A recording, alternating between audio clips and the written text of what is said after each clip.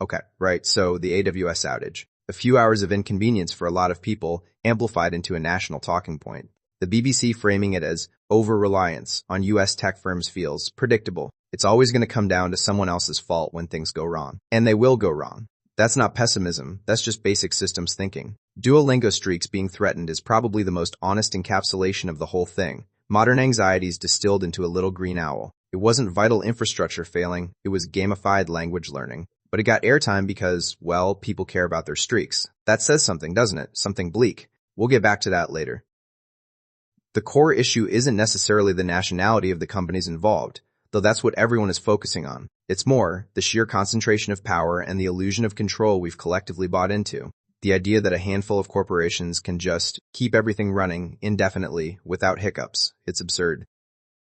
So, let's talk about choice, or rather, the lack thereof. AWS, Azure, Google Cloud. They aren't options selected after careful consideration by some independent IT manager weighing pros and cons. They're more like gravitational forces, the biggest rocks in a rapidly accelerating cloud, pulling everything towards them. It's cheaper, easier, faster to just go with the flow, and once you're embedded in their ecosystems, good luck getting out. Professor Davenport touched on this. Invisible components. That's crucial. Even if your website isn't directly hosted by Amazon, it probably relies on services that are. Databases, content delivery networks, security protocols. It's a Jenga tower built entirely out of other Jenga towers. Pull one block, any block, and the whole thing wobbles. And nobody really knows which blocks are critical until they start falling. Risk assessment becomes largely futile when you're dealing with that level of complexity and opacity. You can model probabilities, run simulations, but ultimately it's a guessing game, a very expensive guessing game. And why do companies willingly participate in this elaborate game of chance? Economies of scale. That's the euphemism for it's cheaper and easier to let someone else deal with the headaches. Why build your own server farm when you can rent space from Amazon? Why hire a team of cybersecurity experts when Microsoft promises to handle it all? It's rational, in a cold, calculating way, but it comes at a cost, control, resilience, vendor lock-in. You trade autonomy for convenience. Most businesses will rationally choose convenience every time. They have quarterly earnings reports to consider, not existential threats to the internet. The expectation of perfect uptime is particularly delusional. Everything breaks eventually. Servers fail, networks go down, code has bugs. It's just physics. Pretending otherwise is bad engineering philosophy, and frankly, wishful thinking. We built this entire digital world on layers of abstraction, hiding the messy reality of hardware and software failures beneath a veneer of seamless functionality. And when that veneer cracks, panic ensues. Then you get people like Thomas Heislop suggesting it's best. It's in the US because there's not a lot of government interference. That's naive, to put it mildly. It's a faith in American exceptionalism bordering on willful ignorance. And it ignores the very real possibility, the inevitability even, of geopolitical risk. If God forbid there was another major conflict involving the US, do you really think they wouldn't prioritize their own national interests? That those servers would remain unaffected? It's not an advantage to be outside of government control. It's outsourcing your risk. And that risk is now internationalized, affecting businesses and individuals worldwide.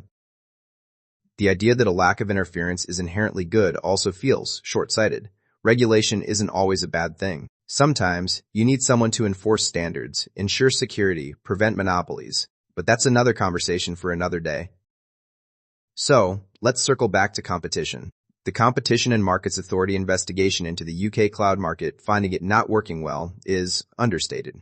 It's not working, it's actively consolidating power in the hands of a few behemoths. And suggesting strategic market status will fix things feels like rearranging deck chairs on the Titanic. What does that even mean in practice? A strongly worded letter? Fines? It's unlikely to fundamentally alter the dynamics. These companies are too big, too entrenched, too integral to the global economy to be meaningfully constrained by regulatory measures.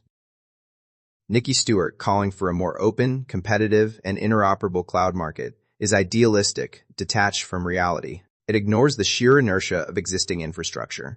The cost of migrating away from AWS or Azure, the time, the effort, the expense, is astronomical. Businesses are locked in, effectively hostages to their own convenience. And then you have Lord Leong talking about working to diversify, more hand-waving essentially. What concrete steps are being taken? What's the timeline? The government wants a sovereign cloud, which sounds impressive but is ludicrously ambitious. It's like deciding to build your own car factory because you don't want to rely on Toyota. Possible, technically, but wildly expensive, inefficient, and ultimately unnecessary. Stephen Kelly suggesting mandated data resilience standards. That's potentially useful, at least. Requiring companies to use 2 or more distinct cloud providers would mitigate some of the risk, but it would also be incredibly expensive and logistically challenging. Policy frameworks sound impressive, but they rarely translate into meaningful action. Ultimately, this whole situation is a symptom of broader systemic issues: relentless optimization, unchecked corporate power, and our collective inability to accept risk. We've built a fragile digital world on the assumption that everything will always work perfectly, and when it doesn't, we scramble for solutions, blame someone else, and pretend it won't happen again.